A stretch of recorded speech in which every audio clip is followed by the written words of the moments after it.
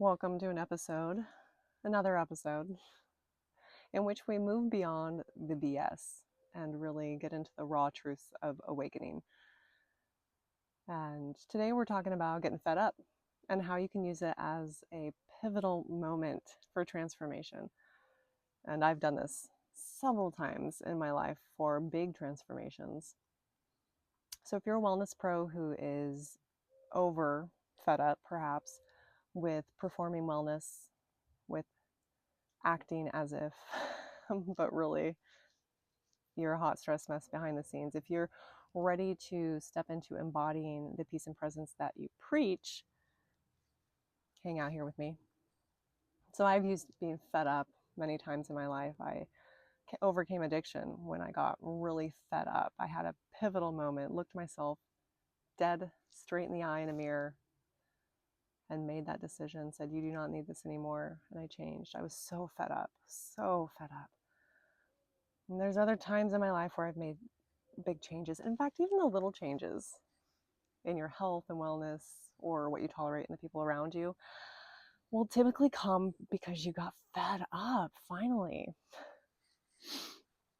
And I think there's two ways that we kind of come up into big change. One is just hitting a brick wall, like you just surrender, you're defeated. It's a different energy because it is more of that defeatist energy. It's like I can't take this anymore.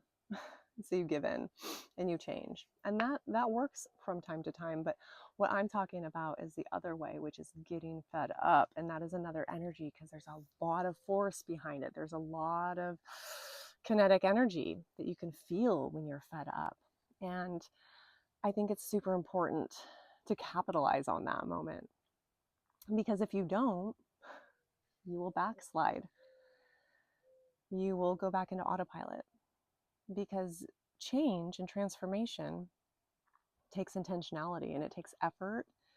It takes being present and aware so that you don't go into autopilot and make the same choices and habituate the same thought patterns. And it takes effort. So it's easy to backslide. But when you feel fed up, you should capitalize on that shit. You really should. You should use that kinetic energy. In yoga philosophy, this is called tapas. So this is the energy that is the discomfort, the friction of change, they call it. You got to use that. So if you're trying to go from a stressed out, hot mess, going through life, not taking care of yourself, knowing you should be, overworked, overwhelmed, keeping yourself in patterns and habits that keep this going, that perpetuate this problem. You need to take accountability for that, first of all. You need to be really aware of your habits and patterns that keep you in this state, this chronic tension.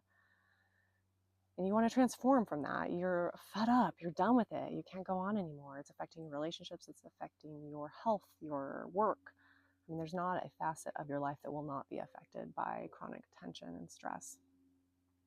So when you finally get fed up and you're like, I'm going to change this,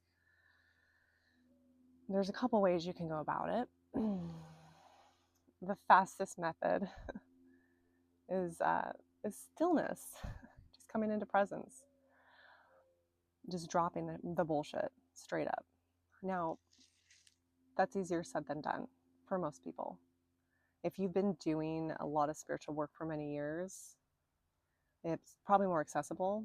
I've been practicing spiritual practices for over 20 years, and it's still something that is not super easy, but it is accessible.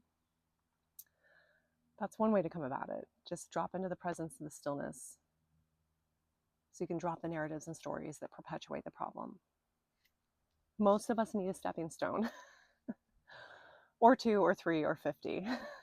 So we can't always just go there. So we chase things. We chase modalities or the next therapy session or the next EFT session or the next sound bath. We chase. And I'm so not knocking it because I love all of those things. I highly participate in them. Freaking love self-care and self-healing tools and practices and workshops and you name it. I am a sucker for all of it, but it does keep you in a perpetual state of chasing. And you expect the next book, the next session, the next course to be the one all. And when it's not, you end up defeated and maybe a little ashamed, a little bit like, what's wrong with me? Like, I can't be fixed. I'm broken. Well, you need to realize that you don't need to be fixed. You're not broken. You just need to stop chasing and start being. And like I said, that's not always accessible to everybody straight off the bat. So the stepping stone would be to start to visualize that wellness leader or that person in general, if you're not a wellness pro, who is at ease, who's authentic, who's calm, who is clear, who is setting boundaries, who's not people pleasing, who's questioning if they like this or not, and moving from that place of awareness, of intentionality. What does that person look like? What does that person do? How do they move? How do they make decisions? How do they communicate? Really start to consider these qualities and attributes. And when you start to visualize those things and consider them and think about it, don't start by thinking about how you're not that. Oh, I could never. I wish I could, but I'm really like this, or I'm wired this way, or my family just comes from a long line of stressors. Stop the narrative. It's annoying. Because you can change. So drop all that, because it's going to hinder your ability to visualize this kind of person, this avatar, if you will. And once you do start digesting and understanding what this person would be like, that's when you start to make small changes to embody it. So again, not backsliding, very intentional in life. All of the moments of life, you should be aware and intentional in what you're doing, saying, the thoughts that are passing through. Now, we can't change. Our mind loves to think. It's what it does. It's just how you grasp onto those things. So you need to be aware. Are you grasping onto everything that comes into your peripheral, into your environment, into your mental state? Or are you being very choosy about what you allow to affect you, what you allow in your environment, in your mental space, outer space, inner space?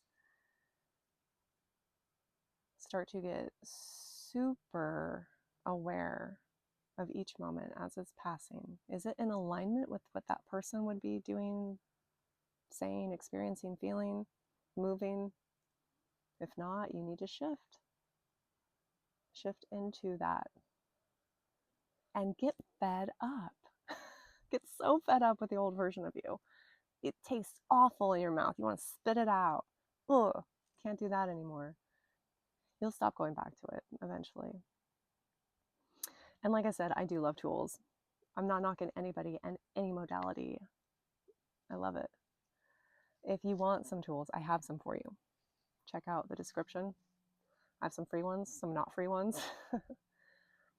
But in the meantime, I'm just really inviting you to capitalize on the momentum and the kinetic energy, the heat, the friction of change, the tapas of just being fed up with that old version of yourself, stressed out, overwhelmed, not taking care of yourself, not admitting the things to yourself that you should be, that you know are the truths that are holding you back. Get fed up.